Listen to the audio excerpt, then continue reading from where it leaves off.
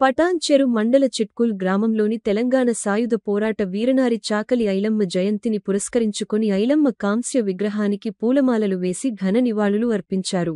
ఈ సందర్భంగా రజక సోదరులతో కలిసి కేక్ కట్ చేసి జయంతి వేడుకలను నిర్వహించారు.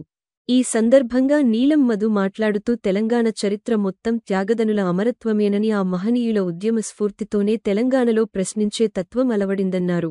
నిజాం నిరంకుశ పాలనలో శిథిలమైపోయిన బతుకులను బాగుచేయడానికి వెట్టి చాకిరికి వ్యతిరేకంగా దొరలు జమీందారుల చేతుల్లో బానిసలుగా మగ్గుతున్న బహుజనులకు స్ఫూర్తినిస్తూ నిజాంకు వ్యతిరేకంగా పోరాటం చేసిన వీరనారి చాకలి ఐలమ్మ అని అన్నారు. ఆనాడు బహుజనుల కోసం పోరాటం చేసిన ఆ మహనీయుల స్ఫూర్తిని భవిష్యత్తు తరాలకు పంచాలనే సంకల్పంతో వీరనారి సబ్బండ వర్గాల ప్రతినిధి చాకలి ఐలమ్మ కాంస్య విగ్రహాన్ని చిట్కుల్లో ఏర్పాటు చేయడం జరిగిందని, ఆ మహనీయుల త్యాగఫలంతో వారు ఇచ్చిన స్ఫూర్తితో సిద్ధించిన తెలంగాణలో ముఖ్యమంత్రి రేవంత్ రెడ్డి నాయకత్వంలోని కాంగ్రెస్ ప్రభుత్వం ఆ మహనీయుల ఆశయాలకనుగుణంగా పరిపాలన కొనసాగిస్తుందన్నారు. ఆ మహనీయుల స్ఫూర్తిని భవిష్యత్తు తరాలకు అందించాలని సంకల్పంతో కోటి మహిళా యూనివర్సిటీకి చాకలి ఐలమ్మ పేరుని పెట్టి ఆ వీరనారికి గుర్తింపునిచ్చిన రేవంత్ రెడ్డి ప్రభుత్వానికి ధన్యవాదాలు తెలిపారు. రేవంతన్న స్ఫూర్తితో సబ్బండ మరియు బడుగు బలహీన వర్గాల హక్కులకే పోరాడుతూ వారి అభివృద్ధికి నిరంతరం కృషి చేస్తానని ఈ సందర్భంగా నీలం మధు భరోసా ఇచ్చారు. ఈ కార్యక్రమంలో నిర్వాహకులు చాకలి వెంకటేష్, మాజీ ఉపసర్పంచ్ విష్ణువర్ధన్ రెడ్డి, వెంకటేష్, మురళి, రాజ్ కుమార్, ఆంజనేయులు, నారాయణరెడ్డి, చాకలి సత్తయ్య, చాకలి కృష్ణ, చాకలి బాబు, నర్సింలు, యాదయ్య, కిషోర్, గోపాల్, రజక సంఘం సభ్యులు తదితరులు పాల్గొన్నారు. మా చిట్కుల గ్రామంలో 129వ చాకలి ఐలమ్మ జయంతిని పురస్కరించుకొని ఆమె జయంతి సందర్భంగా రాష్ట్ర ప్రజలందరికీ నేను శుభాకాంక్షలు తెలియజేస్తూ, ఈడ ఇంత పెద్ద కార్యం జరగడానికి కారణం గిట మా నీలం మధు గారు. మా గ్రామంలో లేకుండే ఒకరోజు 2 సంవత్సరాలు అవుతుంది చేసి కాంస్య విగ్రహం తెలంగాణ రాష్ట్రంలో ఎక్కడ లేదు. 12 అడుగుల కాంస్య విగ్రహాన్ని చిట్యాల ఆయన తెచ్చి చిట్ల కాడ పెట్టుకున్నాం కాబట్టి మాకు చాలా సంతోషం అన్న.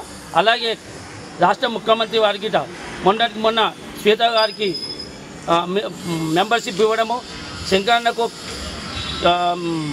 చైర్మన్ ఇవ్వడము, అలాగే చాకలి ఐలమ్మ పేరు ఉస్మానియా యూనివర్సిటీకి ప్రకటించిన దానికి కూడా నేను ముఖ్యమంత్రికి ధన్యవాదాలు తెలియజేస్తూ, ఇలా ప్రతి ఏటా వీరనారి పోరాటం అంటే ఆమె ఒకటి ఓన్లీ రజకులకే కాదు, చాలామంది అనుకుంటున్నాం రజకులని.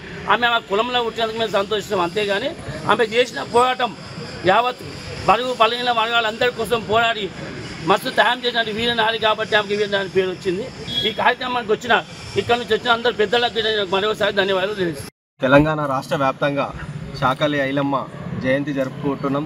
ఈరోజు అధికారికంగా కూడా రవీంద్ర భారతిలో ప్రియతమ ముఖ్యమంత్రి వర్యులు రేవంత్ రెడ్డి గారి ఆధ్వర్యంలో కూడా అక్కడ ఐలమ్మ జయంతి జరుపుతున్నారు. ఈరోజు స్టేట్ వైడ్గా కూడా ఐలమ్మ జయంతి 129వ జయంతి రజక సంఘాలు, అదేవిధంగా బీసీ సంఘాలు, అన్ని వర్గాలు కూడా ఐలమ్మను స్ఫూర్తిగా తీసుకొని కూడా ఈరోజు జయంతి జరుపుతున్నాం. ఆమె ఆశయాలు కూడా మేము ఎట్లా అయితే గతంలో సాయుధ పోరాటం భూమి కోసం, భుక్తి కోసం, విముక్తి కోసం పోరాటం చేసిన తల్లి చాకలి ఐలమ్మ, ఆమె స్ఫూర్తి తీసుకొని కూడా ఈరోజు కాంగ్రెస్ పార్టీ రాహుల్ గాంధీ గారు కూడా బీసీలకు కూడా కులగణన చేసి, బీసీ కులగణన చేసి ఎవరి వాటా వాళ్ళకు, ఎవరి శాతం వాళ్ళకి ఇస్తామని దేశవ్యాప్తంగా కూడా బీసీ కులగణన చేస్తామని చెప్పిన పార్టీ కాంగ్రెస్ పార్టీ రాహుల్ గాంధీ గారు. ఆ రాహుల్ గాంధీ గారి పిలుపు మేరకు కూడా ఈ రాష్ట్రంలో కాంగ్రెస్ ప్రభుత్వం ఉంది.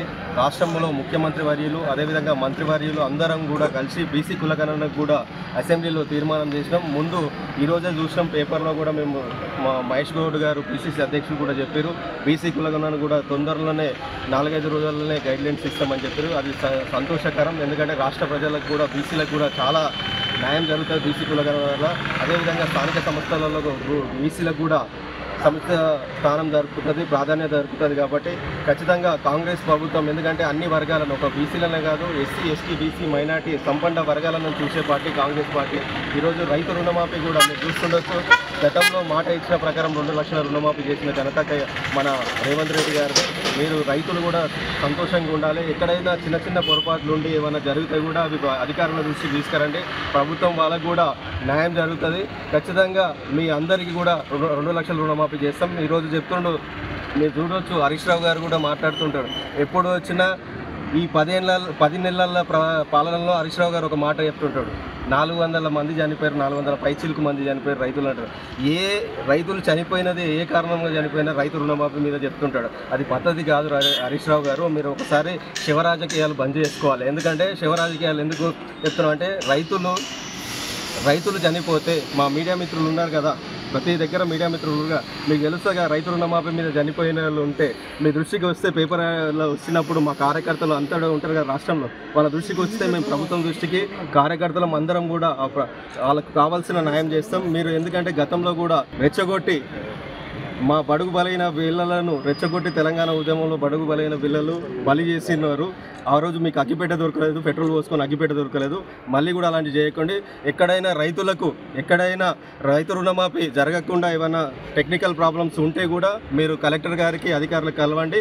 ఖచ్చితంగా ప్రభుత్వం మీకు న్యాయం చేస్తుంది. మీ పక్షపాతిగా ఉంటాం, రైతు పక్షపాతిగా ఉంటామని చెప్పి తెలియజేస్తున్నా. ప్రతిపక్ష నాయకులు ఏదో బురద జల్లి మీద జల్లాలని చూస్తుంటారు, అవన్నీ నమ్మకండి. మా కాంగ్రెస్ కార్యకర్తలు అదేవిధంగా అధికారులు ప్రజలందరూ కూడా మీకు అండగా ఉంటారు. మీడియా మిత్రుల దృష్టికి తీసుకురండి.